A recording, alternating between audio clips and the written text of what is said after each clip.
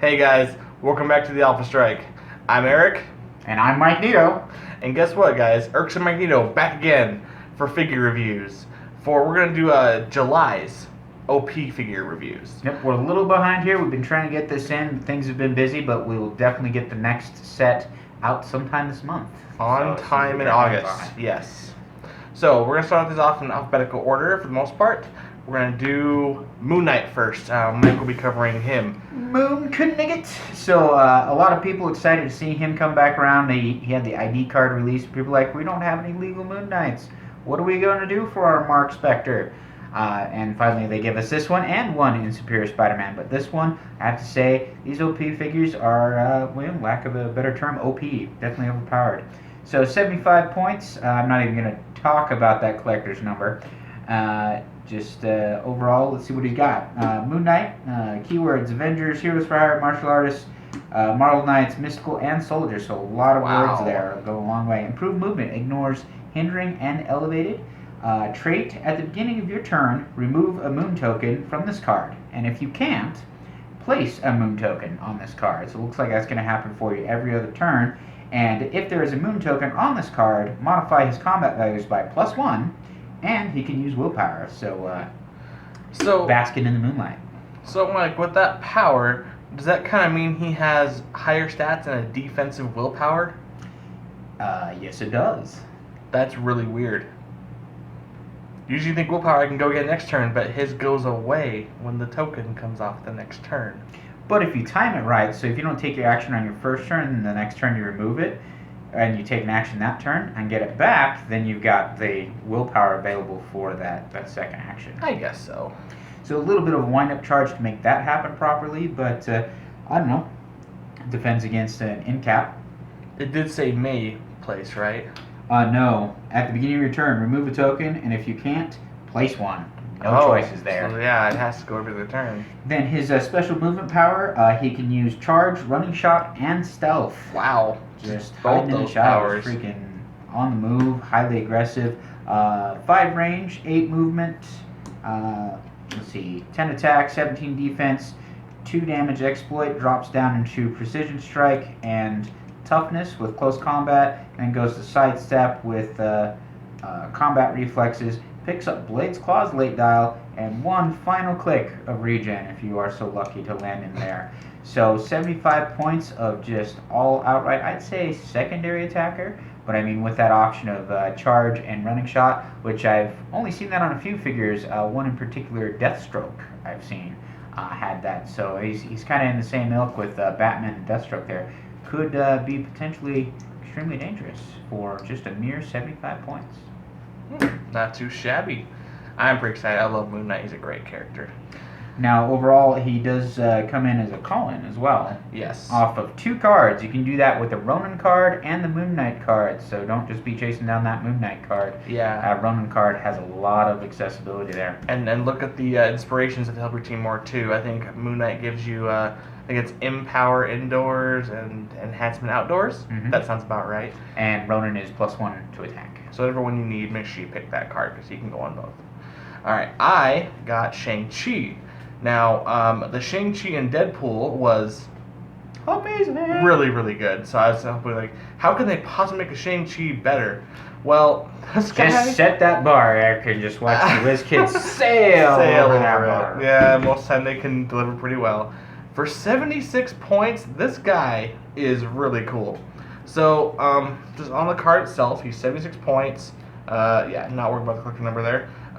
He has Avengers, Heroes for Hire, Martial Artists, and Marvel Knights. Great for all those theme teams, and then 1 generic for the generic. There are tons of amazing martial artists out there, so keep that in mind.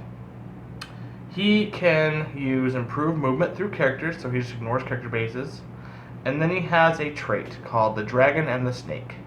At the beginning of your turn, you may choose offensive The stance, dragon or the snake. red click numbers, or defensive stance, blue click numbers. Turn ShangChi's dial to the same click number of the chosen color. So his dial is really, really simple. So basically on the first one, the attack stance, he has charge, special attack power, and super senses all the way through that, and goes on to sidestep on his last 2, and then KOs. On his defensive one, he He's got plasticity, poison, 18 defense with combat reflexes and super senses, and 1 damage, and has that most of that entire dial. I think, yeah. Poison. Man needs to shower. That BO, man, gets you good. Oh. So you can kind of choose how you want to, progress the board. I like to go with the defensive stance first, and then progressively go into attack mode. Now, So what are them special powers do? those powers he has, the attack power is called the to fight is to thrive. ShangChi can use precision strike. Give ShangChi a power action to make a close combat attack. His damage value becomes 1 and is locked for this action. During this action, each time ShangChi hits and the attack resolves, you may make an additional close combat attack against the same target, modifying the attack value by -1 after each hit until actions resolves. So basically, he can go. Glad you did that and not me. So I'm going to interject here just because Eric dropped this on me the other week, and oh my goodness. So meta. I'm going to say this 3 times, and it will appear like Beetlejuice. You drop Outsiders on him. You now have unlimited attacks at 12 attack, busting your opponent for 1 damage at a time. Precision strike. You can take down anybody at that rate. They're just going to go down. They're done. Unless they have invincible. Yeah, well, But besides that, he'll get them. You out with that invincible somehow, and he will just, as long as the dice are in your favor, he takes anybody down in 1 turn. It may take 6 or 7 rolls to do it, but that character is going down. And then if you critical hit, is the 1 still locked? No, the critical hit damage. increases damage dealt by 1. Yep. So you could deal 2 on crit hits if you hit those. Ooh, drop a Scarlet Witch on it, go 10 through 12s. Oh. So that's his attack. That's attack 76 mode. points. TK him out there, giving him a play. So wait, doesn't he have his other power do something that helps him get in there? His defense power? No, that's just him. You'll want to like TK him to position, then it's a power action, so you can't charge and do it. What is that defensive power? The defensive power on his Thrive to Survive power, that's the one thing where it gave him the special reflexes and super senses. And then if opposing character misses him with a close combat attack... With an attack, not close combat. Here's a card. You might want to read that. He has to be adjacent though still, so close attack. Right? Yeah. If an opposing character misses an attack targeting only him... Yeah, an opposing character misses an attack. That means even if I shoot you... Adjacent. Oh, let's see. Adjacent. Sorry, adjacent. Guys. I did say adjacent when I first started. Okay, if an adjacent opposing character misses an attack targeting only him, you may place that character in a square adjacent to ShangChi and then knock it back 2 squares. So you put him where you want him and then knock him back into a wall. Or off a cliff. Or into your grinder buddies in the back there who just want to just blades claws them to death. Or shoot them. So many possibilities with ShangChi. This guy is great. As a call-in ID card, being able to do that power, even if you have to modify it down to a, I think, 9's the lowest it goes to. Even if you called them in, Outsiders is a free action. If you have Outsiders with you, yes. Hey, it runs rampant. You've got Coriander, you've got Nightwing, you've got a few I guess others. the meta pieces out there, yeah, like Coriander would be, my gosh. 100-point Coriander, fly across the board, summon ShangChi, Outsiders in, punch, you're done. Even better, Jean Grey, TK her out there. That's 50, 150 points plus an ID card. We're looking at 155. Fill the rest of that team in. Go ahead, guys, fill in the blanks. So yeah, I really like him a lot as an ID card call-in, and I figure he is just crazy awesome. Let's move on to Shroud. What do we think about Shroud? Shroud, so he's coming in at 40 points. Special improved power. Moves through hindering. Moves through hindering. Keywords. What's his keywords? Heroes for Hire, Martial Artist, Mystical, and Night Shift. What's his trait say? So it's called Darkness Envelops. When an opposing character occupies one of Shroud's smoke clouds markers and adjacent to 2 other of Shroud's smoke cloud markers, that character modifies its attack value by -1. So smoke cloud doesn't normally just do that if you don't ignore hindering for movement purposes. Right. So or have smoke cloud. Yes. So he could make someone have -2 or just -1 even if they do ignore those things. Dude needs to lay off the cigarettes. I am the smoke. Alright, what does his attack power do? Attack power. So once per turn, Shroud can use Smoke Cloud. Awesome. You can use Smoke Cloud once per turn anyway. Nice. When he does, he may place up to 9. Count them 9 hindering terrain markers. Again, did I mention he was only 40 points? 40 points. If at least one marker is placed adjacent to him. Oh, excuse me. He can place 9 if one marker is adjacent to him. So you put one next to him and you got 9 shooting out from him in any direction, really. And then, let's see here. Or he may use it as a free action, but only to place a hindering terrain marker in his own square and up to 2 hindering terrain markers each in adjacent squares. So that would go in with the darkness envelops. You're standing next to somebody, you drop a hindering terrain marker on you, 2 next to you, you got the hindering terrain on that guy, giving him the -1, and then they're also adjacent to 2 for an additional -1. Wow. Overall. That's So, it, huh? Just standard other 40 powers. points, besides smoking it up. that. Does he have willpower and shape change right away? He's got shape change, but I didn't see willpower in there. Oh, he has it later. Starts with stealth and the special Reflexes. smoke cloud power, combat reflexes, picks up close combat expert, and then willpower. Finishing off, not really a good solid attacker. Starts with a couple 10s, drops down to 9s, but definitely for the smoke cloud utility. If you're running a stealth team and want to slow people down, he is where it is at. So you think more of a 40-point specialist?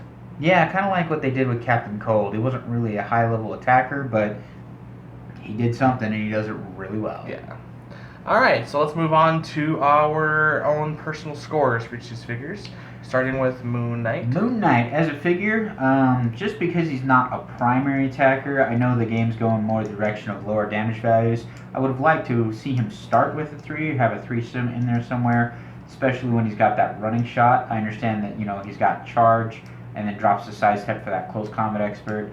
I'm totally okay with that, but when he's got charge, I'd like to see something to be able to boost his strength. So overall, because he ignores hindering and well, I guess with the pluses, he would be 3s, huh? I guess I'm complaining about things I'm just not thinking about. He would go up, yes. So he'd be a 3 every other turn. You know what? I'm just going to straight give him a 5 because everything I was describing about he has, I just wasn't thinking about it. So have no reason to knock him. He is a straight up 5.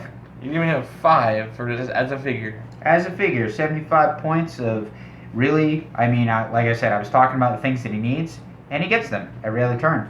So, running shot, 5 range, not the longest range in the world, but it's a 6 with his modifiers. And then he's got charge with exploit and stealth, so you can't shoot me. I get the option of ranging you, unless you see through hindering. But I also ignore elevating and hindering for movement purposes. So I've got all the right things in all the right places, really. And as a call-in ID card character? As a call-in ID character, I really only have to put him at a 4. He does get that moon token when he comes in, and he has that option of running shot or with be a 5 movement with a 6 range. 6 range. So he could go out to his maximum and then shoot for 6 for 3 damage, or he could charge and then exploit you for 3. So it's a really good solid punch.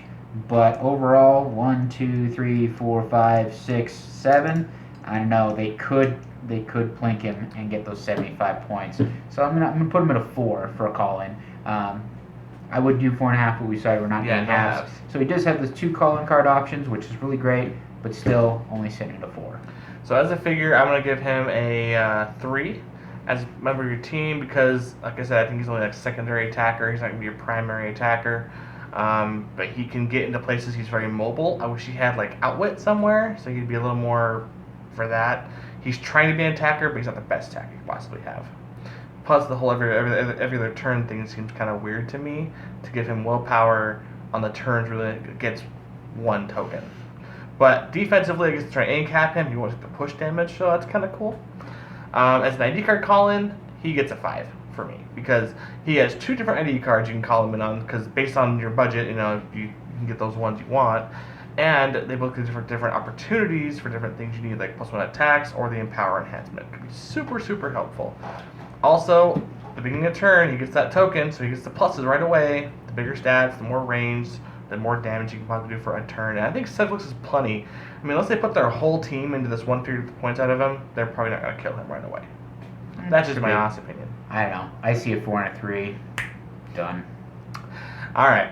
Let's move on to ShangChi. ShangChi. So as a figure, 76 points, a lot of options there. Has charge on his offensive side, has that really awesome defensive side with the poison and plasticity, keeping him right where you want. Starts with an 18 defense on that side. Yep. You know, man, I have to just give him a 5 again. They really knocked it out of the park with these. He's got a lot of stuff going on. It would be really easy to put some good stuff with him to make him just otherworldly, unbelievable that we already talked about. All right, as ID card Colin. As a call-in, I'm gonna go with that 5 again in the straight 5s. Yep. Stamp of approval. If you got the right stuff going with that, again, outsiders, some TK, putting him in position, and just being able to rock somebody's world to oblivion, yeah, it's 76 points of I just killed your 150 point character because my dice were on fire. Oh man, yeah. All right, so me as a figure, I want to give him a 4. He needs a little bit of support to get him going. Putting him on his defensive click to stop those hypersonicers from coming to get you. He's pretty scary with that 18 defense, took to a 20 with the reflexes and super senses. So if they happen to hit, you can still roll out of it. But he needs some work to get him where you want him to use that awesome attack power he gets. So that's why I give him a 4 there. No flying dragon kick here. The ID card Colin thing, he only has a 4 for me because, yes, he can kill your figure in one turn if you place him right. The problem is getting the ID card. It was an exclusive ID card, so it's not really available to everybody, so that kind of hinders it for a lot of players out there. I think broad range of players get this figure and do that. But I say 4s across the board. He's really, really great. If you can get one with the OP eventually, you may have already gotten one because we're a month late. But if you haven't already, just try and get one. He's well worth getting. How do you feel about Shroud? Shroud. So for being a 40-point smoke cloud in abundance with the additional things, I don't normally stick to stealth teams because there's a lot of stealth busting out there now. But overall, he does his job and he does it well. I will give him 4, just straight up, because 40 points of smoke cloud. Also part of it being free and making 1.5 times the normal smoke that he would beforehand. Shape changing combat reflexes with stealth. If they don't have stealth busting, he's going to make your life a living nightmare. Yeah, I give him a 3. He does his job well. He's average. You want a good smoke cloud, he can just make it. The fact that he even gets the 3 free ones, the 1 on him and 2 adjacent, that could be very helpful in a situation, kind of creep up the board, kind of what he does. But I guess to see him, if they have a see-through hindering guy, like Adventure Initiative is everywhere, and Superman Ally is everywhere. And in the Iron Man team with their thermal energy. Yeah. He just gets shot for, 4 clicks, and he's just out of there. 1, done. 2, 3, 4, I guess 5. They gave him at least 5 clicks. That's pretty respectable. 40 points for 5. Yeah. So they got to do a bit of a work to get him, but still, I think he's just free points sometimes, too. Depends on what's going on with the board, but I think a 3 is fair for what he does. Alright, so that is our review for the July OP figures. Sorry about the delay. We'll definitely be on point with the upcoming Justice League set, including Aquaman, Atom, and Firestorm. And you guys might be wondering about our Battle Box videos for this month. So we have filmed it already. It's in the works for editing. It'll be out sometime this month. So watch for that. And that's our user submitted teams video, so it's going to be very exciting. All right, well, until next time, remember, strike first. And strike hard.